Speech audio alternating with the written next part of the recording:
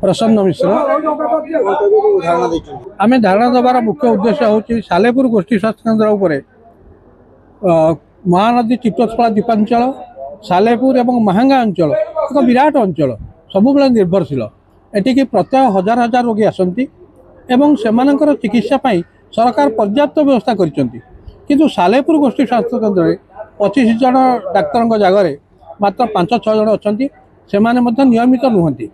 एवं मुख्यतः ए डाक्तखानार जो सुपरिटेडेट जहाँ को अधीक्षक कहुच्छे से घरे चिकित्सार व्यस्त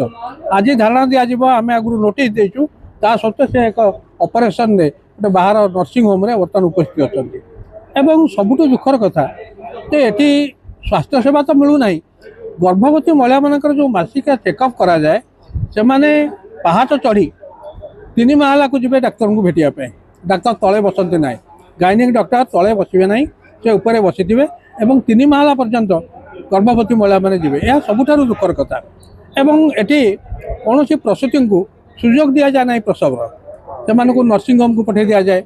और पाखपाख क्लिनिक की पठे दि जाए कहीं सहित एम मधुचंद्रिका अच्छी संप्रति सालेपुर गोष्ठी स्वास्थ्य केन्द्र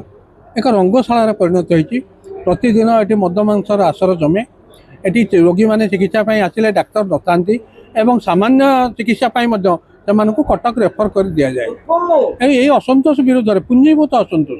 या विरुद्ध में आम आंदोलन आरंभ करूँ जदि यह समाधान न हुए आम आपण माध्यम मुख्यमंत्री एवं स्वास्थ्य मंत्री दृष्टि आकर्षण करुचु जदि तुरंत यार समाधान न हुए ताले दुर्बार आंदोलन हम एवं सालेपुर समस्त सरकारी कार्यालय आम अचल करदेवाई पछेबू ना।